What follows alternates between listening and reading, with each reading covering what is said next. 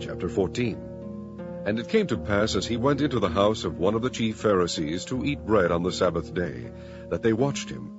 And behold, there was a certain man before him which had the dropsy. And Jesus answering spake unto the lawyers and Pharisees, saying, Is it lawful to heal on the Sabbath day? And they held their peace. And he took him and healed him, and let him go. And answered them, saying, Which of you shall have an ass or an ox fallen into a pit, and will not straightway pull him out on the Sabbath day? And they could not answer him again to these things. And he put forth a parable to those which were bidden, when he marked how they chose out the chief rooms, saying unto them, When thou art bidden of any man to a wedding, sit not down in the highest room, lest a more honourable man than thou be bidden of him. And he that bade thee, and him come and say to thee, Give this man place, and thou begin with shame to take the lowest room. But when thou art bidden, go and sit down in the lowest room, that when he that bade thee cometh, he may say unto thee, Friend, go up higher. Then shalt thou have worship in the presence of them that sit at meat with thee. For whosoever exalteth himself shall be abased, and he that humbleth himself shall be exalted. Then said he also to him that bade him, When thou makest a dinner or a supper, call not thy friends, nor thy brethren, neither thy kinsmen, nor thy rich neighbors, lest they also bid thee again, and a recompense be made thee.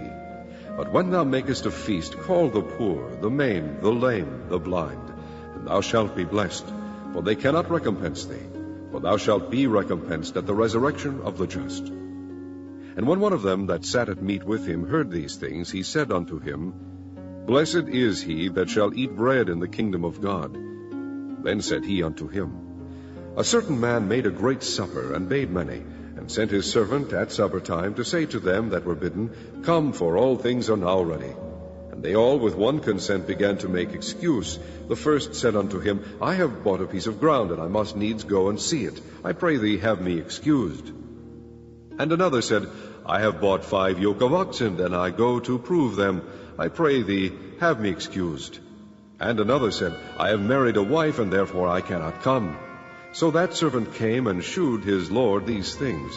Then the master of the house, being angry, said to the servant, Go out quickly into the streets and lanes of the city, and bring in hither the poor, and the maimed, and the halt, and the blind. And the servant said, Lord, it is done as thou hast commanded, and yet there is room. And the Lord said unto the servant, Go out into the highways and hedges, and compel them to come in, that my house may be filled. For I say unto you, that none of those men which were bidden shall taste of my supper. And there went great multitudes with him, and he turned and said unto them, If any man come to me, and hate not his father, and mother, and wife, and children, and brethren, and sisters, yea, and his own life also, he cannot be my disciple. And whosoever doth not bear his cross, and come after me, cannot be my disciple. For which of you, intending to build a tower, sitteth not down first, and counteth the cost, whether he have sufficient to finish it?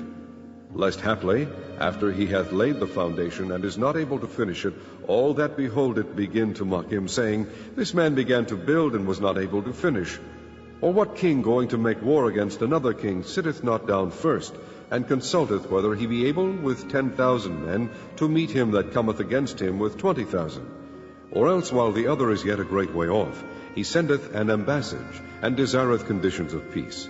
So likewise, whosoever he be of you that forsaketh not all that he hath, he cannot be my disciple.